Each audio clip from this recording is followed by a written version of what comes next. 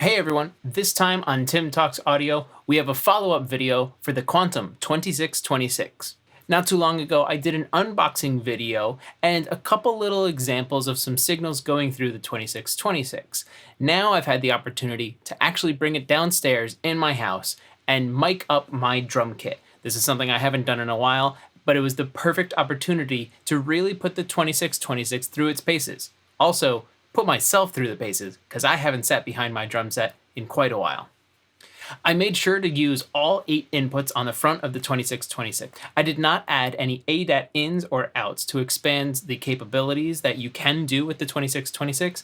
I just wanted to give you the 8 inputs that come standard.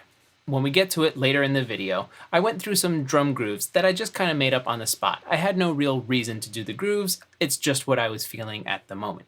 Also, because I only had the 8 inputs on the 2626, it's not everything I would do to mic up a drum kit, but it is an example of what you could do inside your home studio if you only had 8 inputs.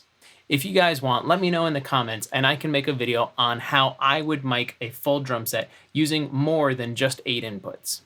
Now, let's head downstairs to the basement.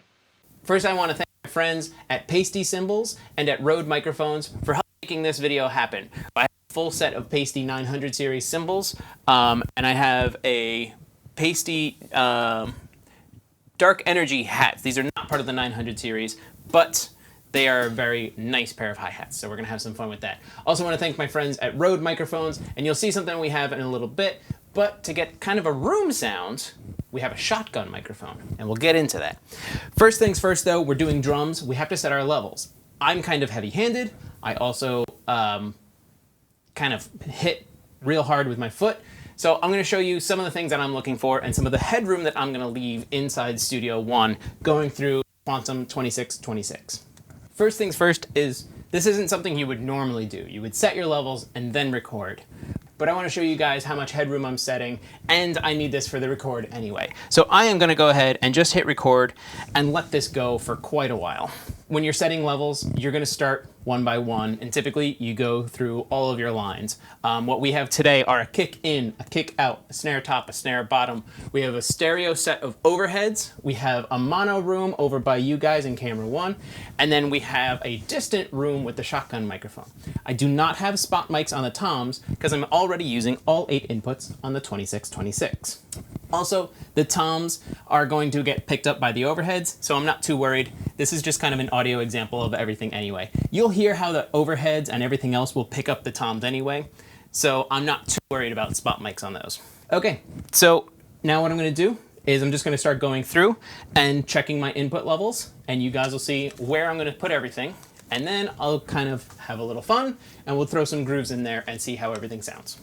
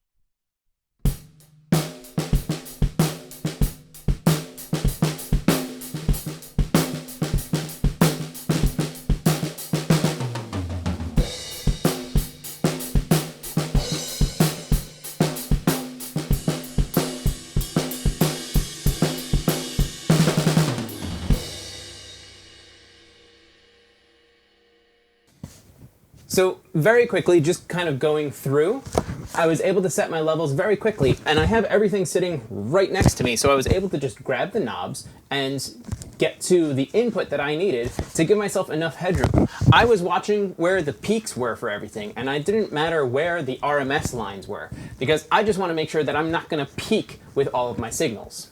Looking back, it looks like my hi-hat can actually come up a little.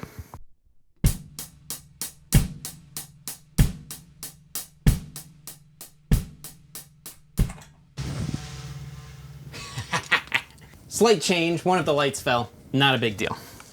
Here's something I forgot to show you. When you're using a spaced pair of overheads, to check your phase or your alignment for your left and your right to your snare drum, you can just take an extra cable, put one end in the dead center, and then stretch the mic to the capsule of one of your microphones.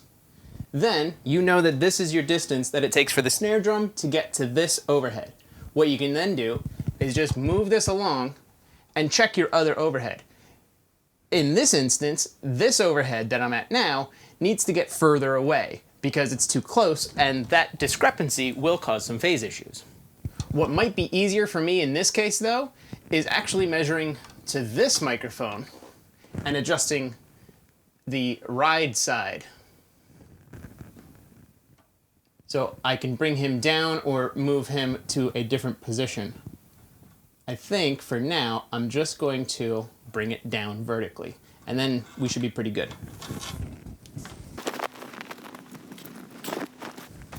Now that we've made our adjustment, double check.